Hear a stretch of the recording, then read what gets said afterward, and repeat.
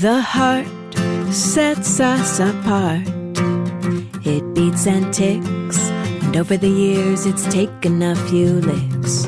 But your heart doesn't just beat for you, beats for your friends and family and your grandson Drew. So let's make it stronger, 'cause a healthy heart loves longer.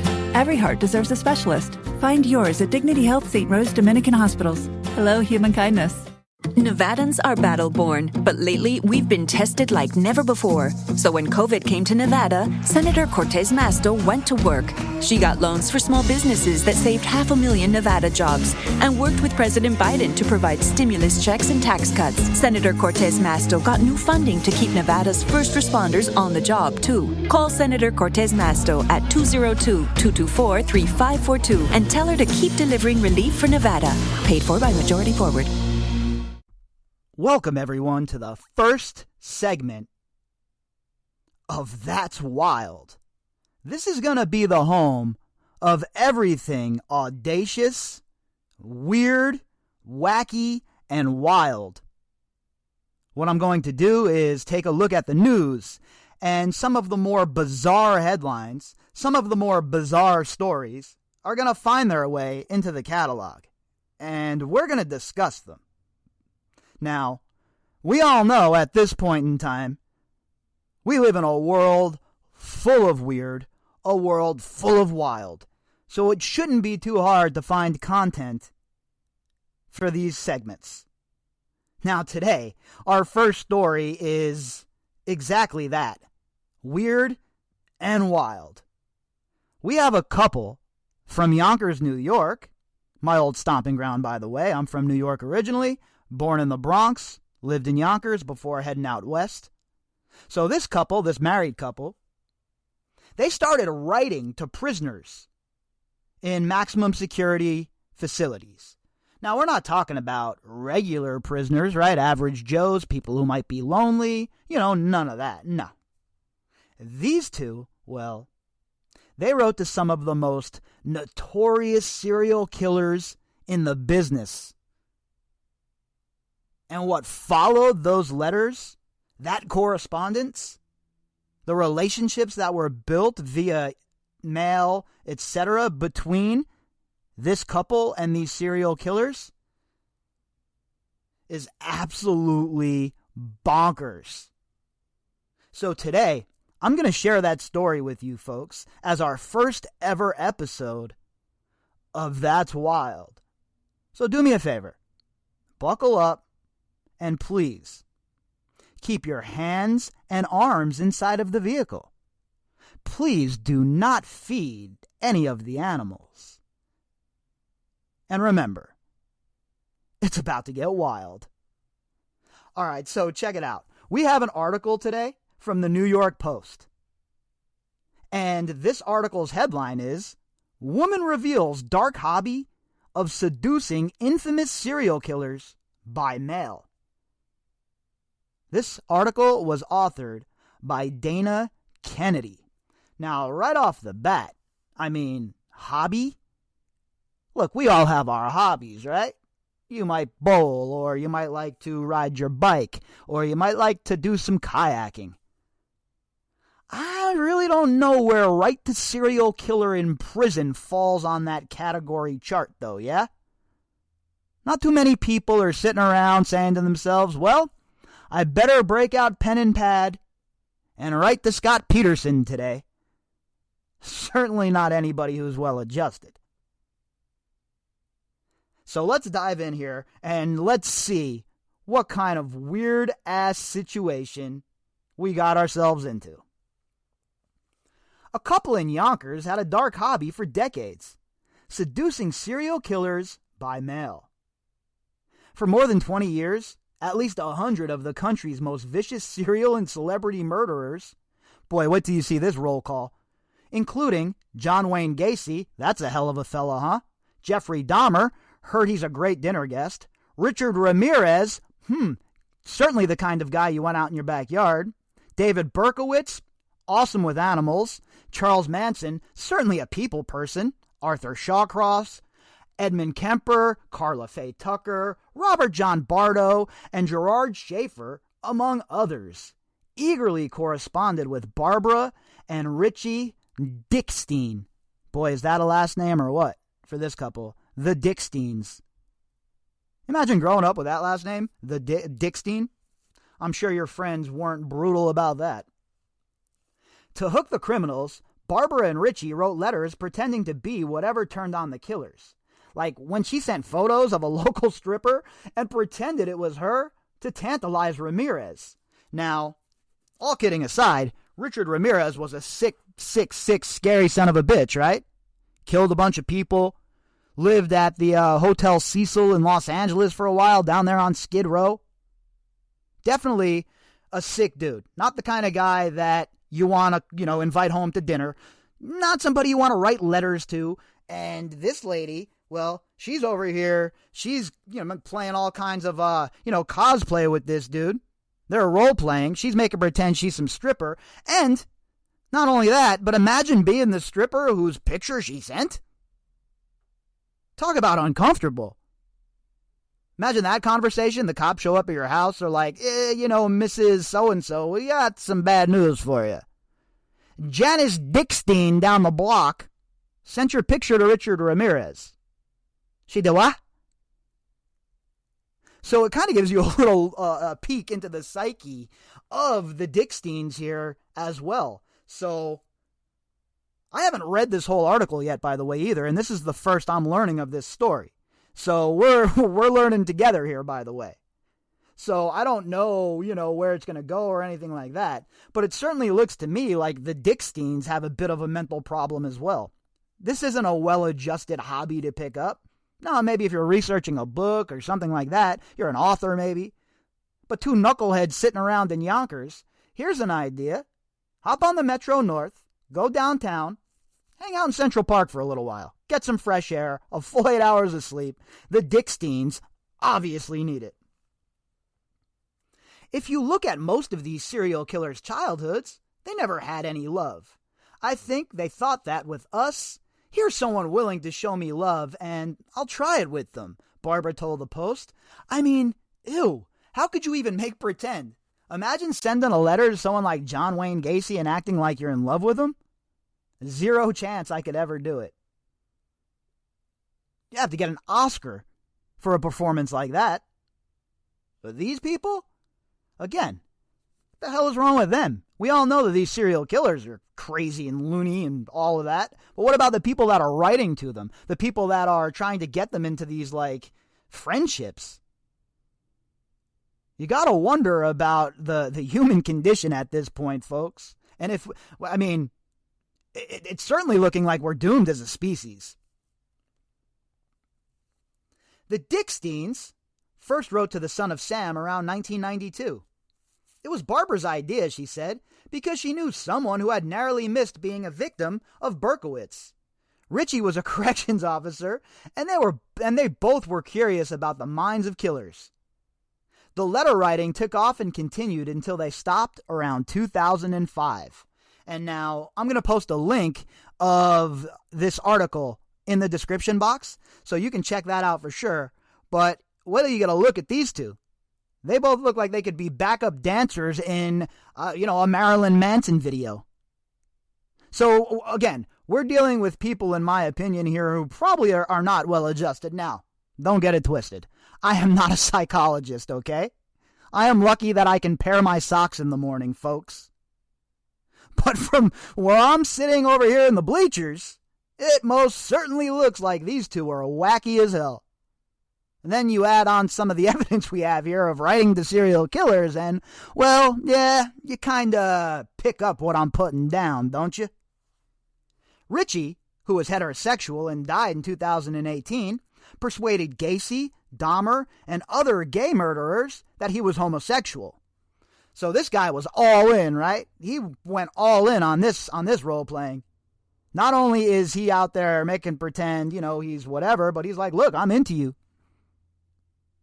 I have feelings for you, I'm gay, and, that was his psychological in for these guys, right? Because he knows that was their preference, right?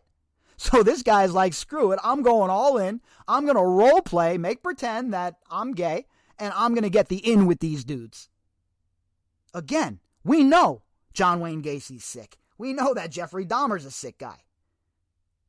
But this guy, old Richie Dickstein, what is wrong with him, right? This is what I mean, folks. This is a wild story, at least from my perspective. This is the kind of thing that I can't wrap, I guess, my small mind around. It is just crazy to think that we're sharing air with people like this. Guy next to you in the grocery store, he's writing letters to John Wayne Gacy. Boy, that's nice to know. Dahmer, a serial killer and cannibal, wrote to Richie asking to see every unclothed, muscular inch of you. When Dahmer's fellow inmate, Christopher Scarver, killed him in 1994 by crushing his skull with a metal bar, the Dicksteins began writing to Scarver, and he sent them death photos of Dahmer. So this guy had Dahmer on the hook, believing so much that he was into him, that Dahmer's talking about, yo, let me get some explicit letters and some explicit photos, homie. When are we going to get to sexting? I mean, what the hell? Holy cow. Is this real life? We have to be in a simulation, right?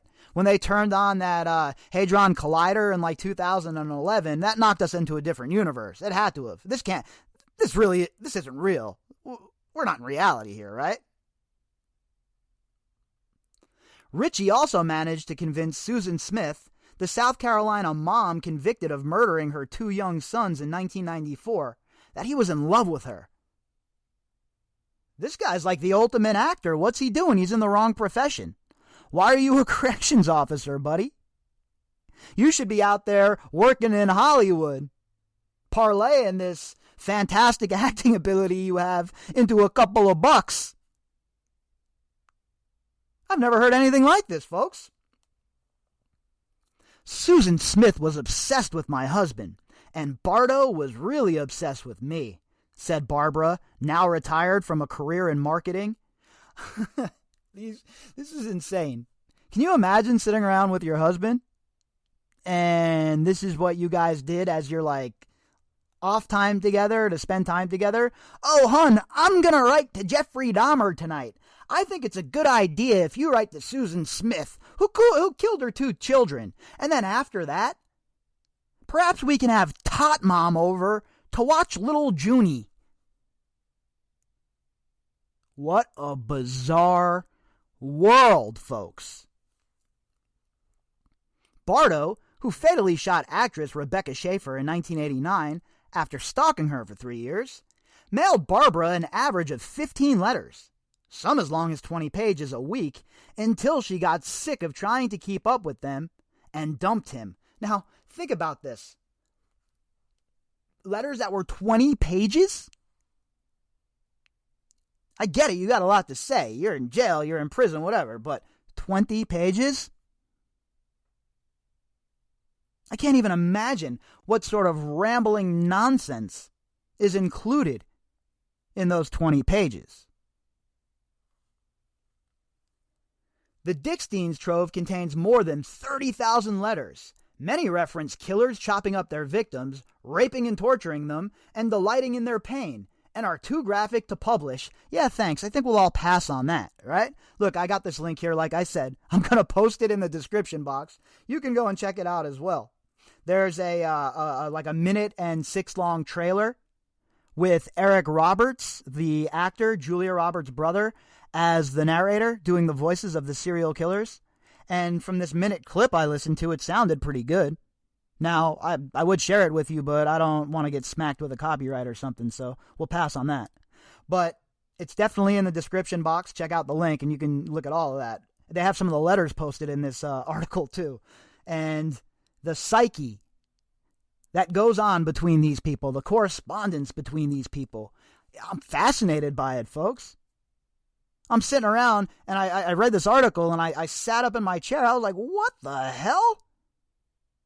And how in the world is this the hobby between a husband and wife? Now, I could see maybe a lonely man or woman writing these convicts because they're lonely too. All right, I get it. I mean, at least there's like some sort of understanding there. But a married couple and this is your hobby? Hell, just go be swingers. Just go and find yourself another partner or two and go and do that. Leave the serial killers alone. The collection, which includes audio tapes of calls from the prisoners and their artwork, forms the basis for a new crime podcast, Killer's Vault, launching June 28th. So there you go, folks, a little free promotion for the Killer's Vault. Sure, it's going to be good if this is the content. You better be damn well sure I'm saving it and I'm going to tune in. I'm a sucker for true crime podcasts, as you all know. Considering we're, 2 years deep into the Jeffrey Epstein show over yonder.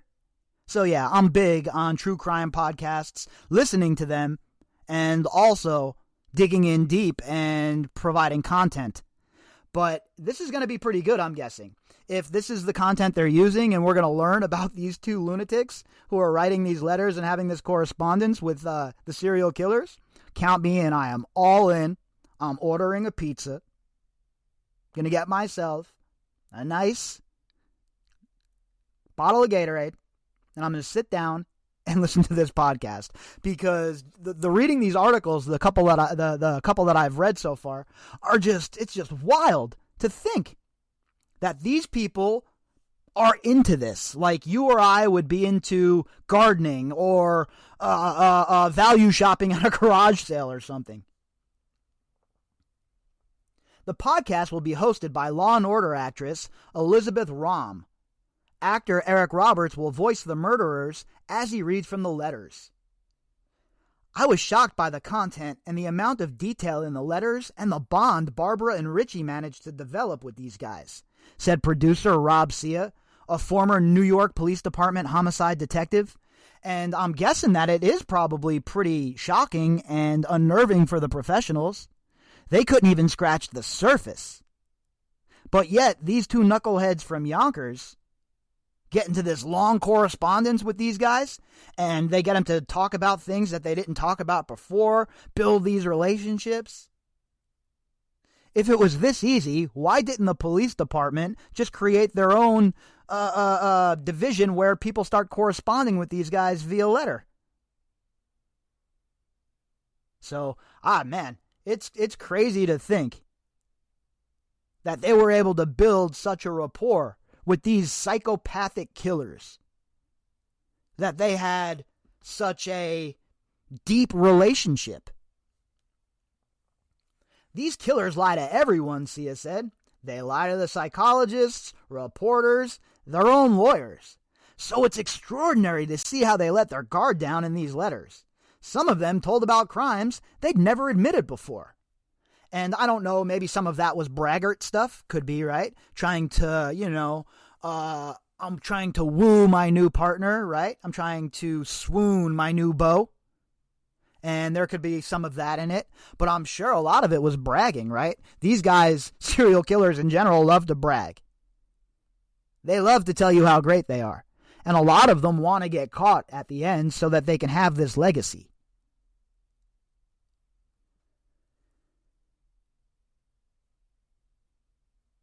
The pair developed strong platonic ties to some of the killers as well, Barbara said. Richie and the son of Sam got so close that the killer's lawyer told Barbara he cried when he found out about Richie's death. Oh, that's moving. Certainly what I want to hear at my funeral when I'm having my out-of-body experience and moving on to the next phase. Oh, yeah, well, here lies Bobby. Yeah, the son of Sam was pretty broken up about his death. I mean, I just can't even imagine building a friendship with somebody like that. Again, I understand from a clinical perspective, or from you're working on a project. Cool. That is not what this is. There was something lacking in these people's lives, the married couple, the Dicksteins, that made them want to do this. Barbara herself was upset when she found out one of her favorites, Carla Faye Tucker, had been executed by lethal injection in 1998. Tucker, a one-time groupie attached to the Eagles and the Allman Brothers, killed 2 people with a pickaxe during a 1983 burglary. Can you imagine? A pickaxe? Wait a minute, what? So this lady breaks into a house, kills 2 people with a pickaxe, and this is who you decide you're going to write to in prison? This is who we're going to be friends with. Okay. All right. Do you. I started crying, Barbara said. Richie was like, why are you crying? I said, I feel the same way about her as you do about Berkowitz. We just clicked. We both loved cats and gardening.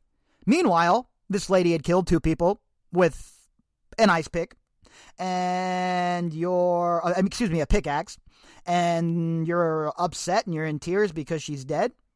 But she's a good person, remember. We both loved cats and gardening, so I forgive her for the pickaxe to the dome piece of little Johnny. What in the world? Folks, this is wild. Barbara also liked the so-called Angel of Death, Richard Angelo, the Long Island nurse who was convicted of killing 8 of his patients and poisoning 26 more in 1989. Hell of a fella, huh? Certainly not the guy you're going to if you're looking for some treatment. Roll in there, have yourself, some sort of upset stomach or something. End up coming out poisoned by arsenic or whatever the hell this guy was poisoning people with. Sounds like a fantastic time. She added that Richie and Charles Manson wrote to each other for years, but Manson was certifiable, and his letters barely made any sense. Oh, well, breaking news, Charles Manson was batshit crazy? In other news, the Saudi royal family is insanely rich. More on the news at 5. In the beginning, I liked it, Barbara said of the letter writing, but after about 5 years, it got to be more of a job. The higher the body count, the more Richie wanted to write them.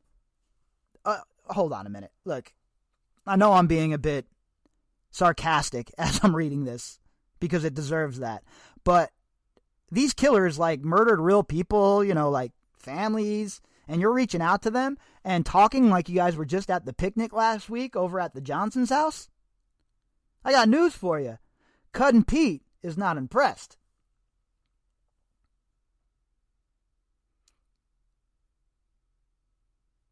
I got close to a few with low body counts, and Richie would say, why are you spending time writing to nobodies?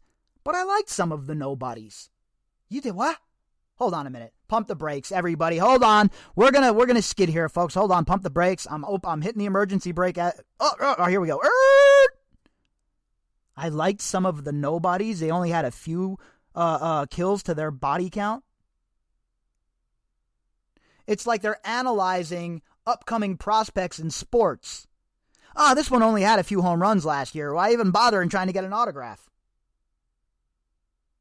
This is one of the most wild, insane stories of all time. These people are just, I don't even know. I honestly don't even know what to say about these people. Again, we know that the serial killers are crazy. But it's these other people that are free, sharing our air, hanging out with us or near us at a bar, at a concert, whatever it is. These are the people that I worry about. So also in this article, it contains some of the letters that were wrote and published and sent to the Dicksteins and from the Dicksteins. I'm not going to go into all of them. There's 5 or 6 of them. You can check them out in the link. But an example. In a handwritten September 1994 letter to Richie, he recalled, talking about Richard Ramirez, I used to go to downtown LA to take pictures. There was a place where I could go under the street. It was at a stoplight. I'd be able to look up the women's dresses as they would wait for the walk sign to change. I'd take pictures. You'd be surprised how many chicks walk around with no panties. You see Madonna at the MTV Awards? I was with Sean Penn at the LA County Jail. He was in jail for 30 days for punching out a camera. She came to visit him and I saw her. She's tiny. Something about Hillary Clinton that I dig. Her calves and ankles are definitely healthy. I think you'd agree. Guys, this is the kind of thing that you're going to, I guess, be witness to for this new podcast. So make sure you check out their new podcast that's coming out. Again, it's called, let me see here, Killer's Vault, and it's launching on June 28th.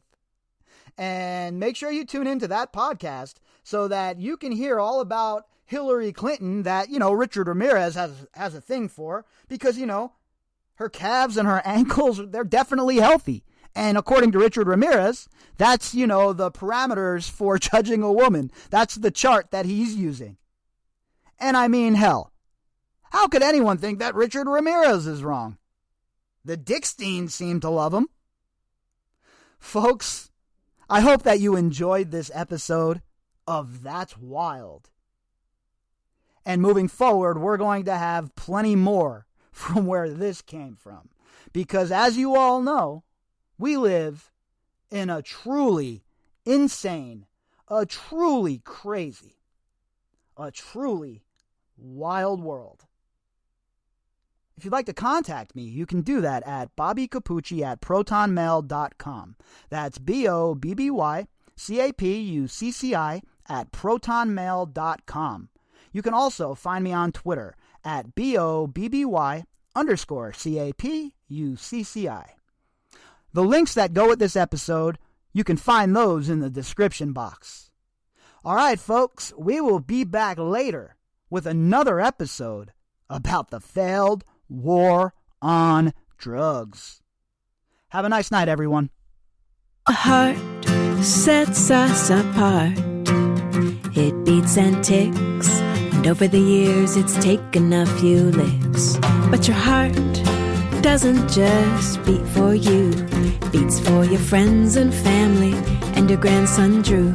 So let's make it stronger, 'cause a healthy heart loves longer. Every heart deserves a specialist. Find yours at Dignity Health St. Rose Dominican Hospitals. Hello, human kindness. Nevadans are battle-born, but lately we've been tested like never before. So when COVID came to Nevada, Senator Cortez Masto went to work.